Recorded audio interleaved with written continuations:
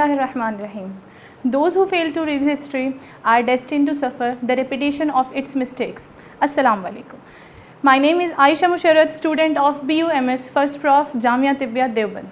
Today we are going to talk about a very interesting topic, surgery, जिसे उर्दू में जराही कहा जाता है।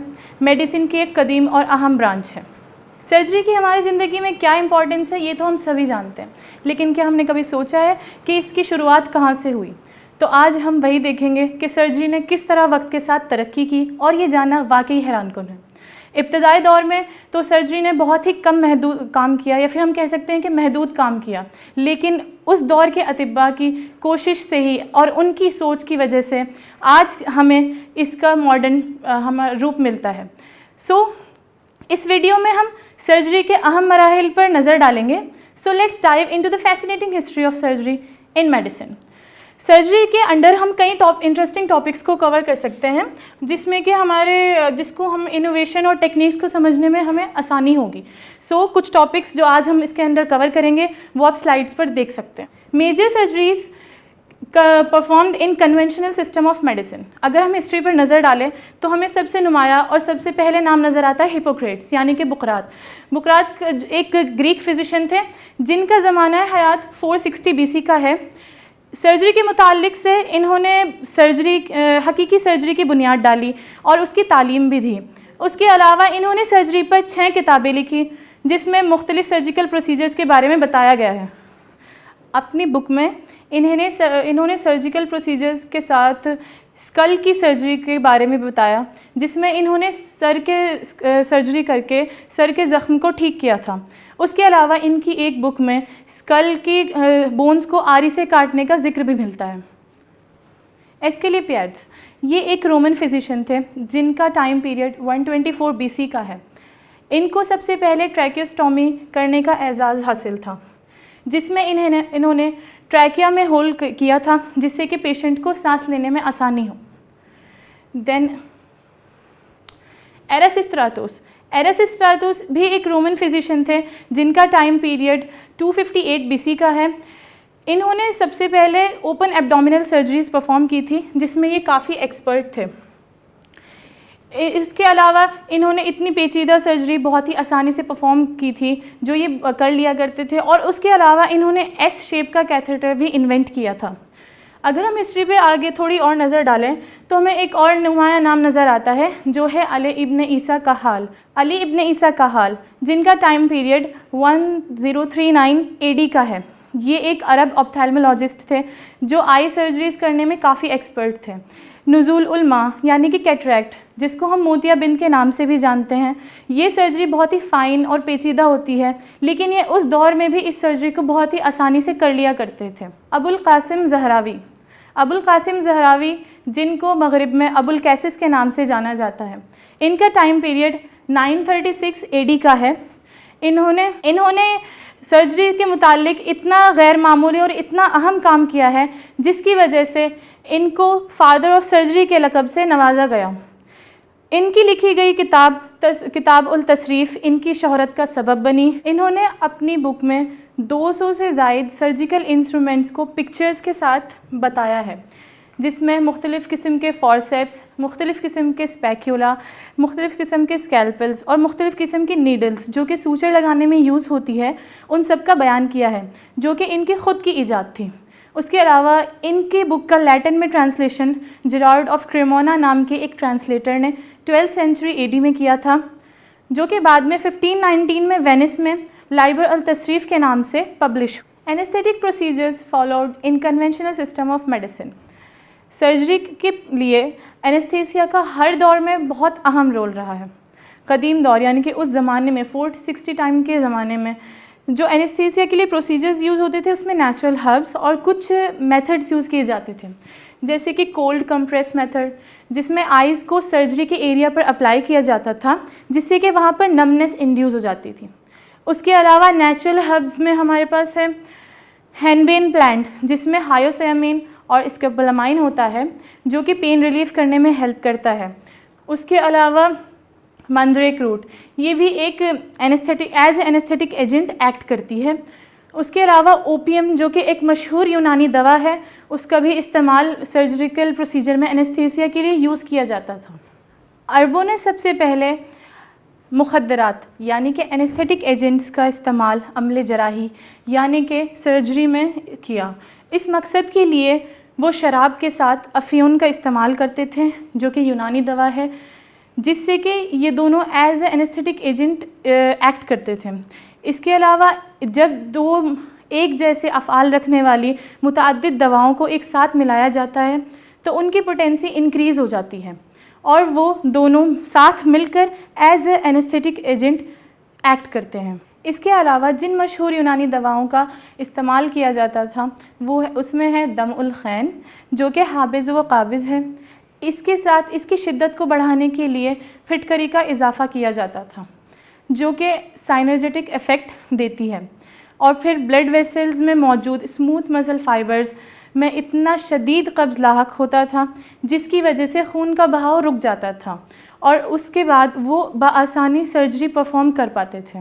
मॉडर्न मेडिसिन में एनेस्थीसिया की टेक्निक्स काफ़ी एडवांस्ड है। वो एडवांस फार्माकोलॉजी, एडवांस टेक्नोलॉजी और मॉनिटरिंग सिस्टम पर बेस्ड है। हालांकि आज भी कुछ ड्रग्स जो है वो प्लांट से ही, जैसे कि मॉर्फिन वगैरह, डिराइव किए जाते हैं। उस ज़माने में जो प्रोसीजर्स और जो चीज़ें यूज़ हुई वो प्रिमिटिव मेथड्स थे और उन्हीं की वजह से आज हमें एनेस्थीसिया के लिए सर्जरी में बेस मिला है, बेसिक प्रिंसिपल्स मिले हैं। सर्जिकल इंस्ट्रूमेंट्स और उनकी कुछ similarities modern medicine of system से। सर्जिकल इंस्ट्रूमेंट्स में conventional system of medicine and modern medicine में काफ़ी सिमिलैरिटीज़ पाई जाती हैं।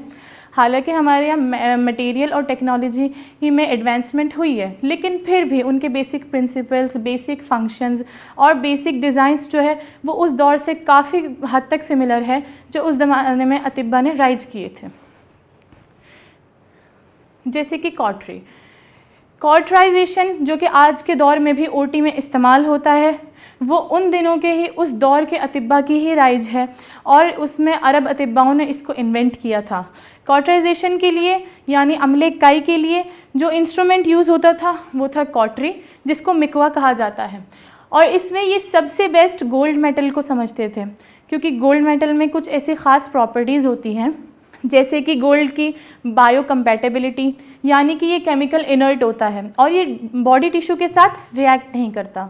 उसके अलावा इसकी हाई थर्मल कंडक्टिविटी, ये बहुत आसानी के साथ गर्म और ठंडा हो जाता है जिससे कि टेम्परेचर को कंट्रोल करने में काफ़ी हद तक हेल्प मिलती है।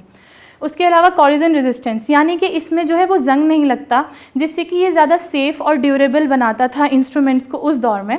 उसके अलावा इसकी एक प्रॉपर्टी ये भी है कि ये सॉफ्ट मेटल है, जिसकी वजह से उस ज़माने में जो इंस्ट्रूमेंट्स बनाए जाते थे उनको बनाने में काफ़ी आसानी और काफ़ी हेल्प अतिब्बा को मिलती थी। स्कालपेल्स, यूनान के लोग स्कालपेल्स आयरन या फिर ब्रोंज़ के यूज़ करते थे, जबकि आज के दौर में ये स्टेनलेस स्टील या फिर डिस्पोजेबल मटेरियल के यूज़ किए जाते हैं। लेकिन इनका बेसिक फंक्शन जो है वो बिल्कुल सेम था जो डिफरेंट सर्जिकल प्रोसीजर्स में यूज़ किए जाते थे। फॉरसेप्स, पुराने ज़माने में जो अतिब्बा फॉरसेप्स यूज़ करते थे वो ब्रोंज़ या फिर आयरन के मेटल के होते थे, जबकि आज के ज़माने में ये स्टेनलेस स्टील के यूज़ किए जाते हैं। लेकिन इनका बेसिक फंक्शन जो है वो बिल्कुल सेम है, to grasp the body tissues. Dilators, dilators का यूज़ उस ज़माने में भी किया जाता था to expand the body cavities, और इनका जो मटेरियल यूज़ किया जाता था वो था मेटल में, जैसे कि गोल्ड या फिर हमारे पास है ब्रोंज़, आयरन वगैरह का, या फिर कभी कभी वुड का भी इस्तेमाल किया जाता था। जबकि आज के डायलेटर्स जो हैं वो सिलिकॉन और स्टेनलेस स्टील के होते हैं जो उनको ज़्यादा सेफ़ और ड्यूरेबल बनाते हैं। और इनका जो यूज़ है वो ज़्यादातर गायनेकोलॉजिकल प्रोसीजर्स जैसे कि dilation and cartridge and hysteroscopy, और प्रेजेंट टाइम में जो डायलेटर्स वो मुख्तलिफ़ किस्म के होते हैं और वो ख़ास तौर से गायनेकोलॉजिकल प्रोसीजर्स में यूज़ किए जाते हैं, जैसे कि dilation and cartridge, hysteroscopy, cervical stenosis treatment, endometrial biopsy वगैरह के लिए। हालांकि इनका मटेरियल डिफरेंट है, लेकिन फिर भी इनका जो बेसिक फंक्शन है वो उसी दौर से जा मिलता है जब ये इन्वेंट हुए थे। उसके अलावा आज के जो डायलेटर्स हैं वो डिफरेंट साइज़ में कैटेगराइज किए गए हैं डिफरेंट उसमें प्रोसीजर्स में, जैसे कि Hegar dilators, Pratt dilators, Maloney dilators जो कि गैस्ट्रोएंटेरोलॉजी में यूज़ होते हैं, special to expand the esophageal structures. Overall technique और मटेरियल ने अगरचे तरक्की की है, लेकिन फिर भी इनके बेसिक प्रिंसिपल्स और बेसिक फंक्शंस उसी दौर से जा मिलते हैं जहाँ पर अतिब्बाओं ने इनके बारे में सोचा और इनकी ईजाद की. Antiseptic care in conventional system of medicine. Antiseptic care यानी कि इन्फेक्शन से बचने के लिए उस दौर में 460 BC के दौर में नेचुरल हर्ब्स का इस्तेमाल किया जाता था. नीम जैसे प्लांट के पत्तों को पीसकर यूज़ किया जाता था, जिसमें स्ट्रॉन्ग एंटीसेप्टिक प्रॉपर्टीज़ होती हैं, और इसको आज हम क्लोरहेक्सिडीन से रिप्लेस कर सकते हैं. उसके अलावा आज भी नीम के ऑयल का इन्फ्यूजन और लोशंस में इस्तेमाल होता है, और डिफरेंट स्किन डिजीज़ जैसे कि फंगल इन्फेक्शन, एक्ने वगैरह को क्योर करने में भी इसका इस्तेमाल किया जाता है.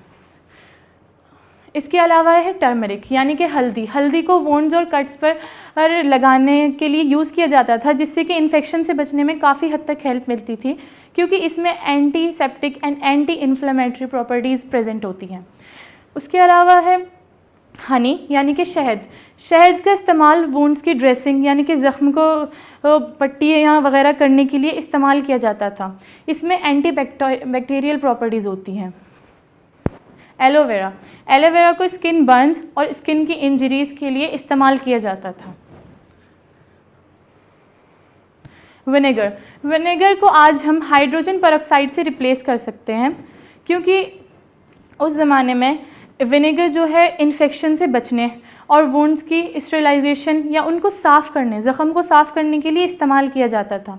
इसकी एंटी माइक्रोबियल प्रॉपर्टीज़ की वजह से इसको आज भी कहीं ना कहीं एक्नॉलेज किया जाता है.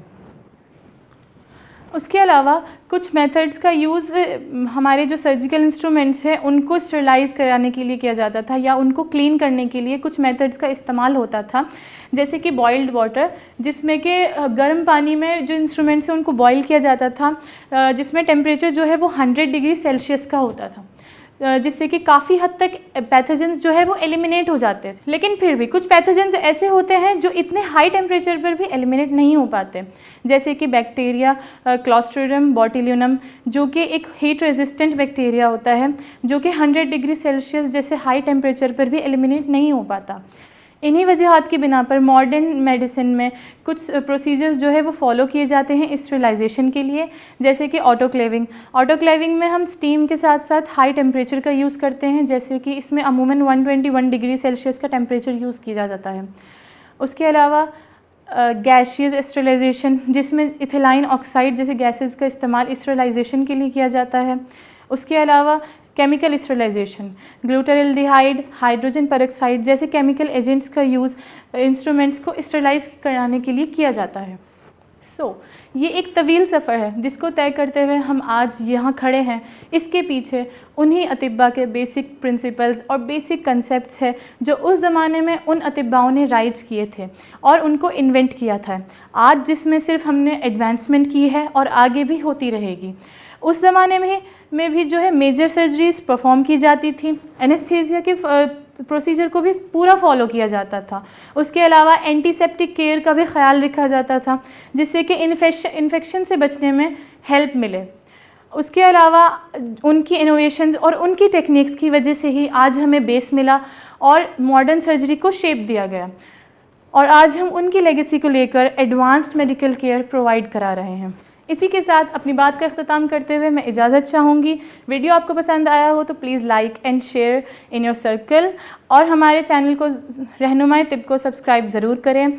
एंड तब तक के लिए take care and stay tune for more interesting topics. Thank you.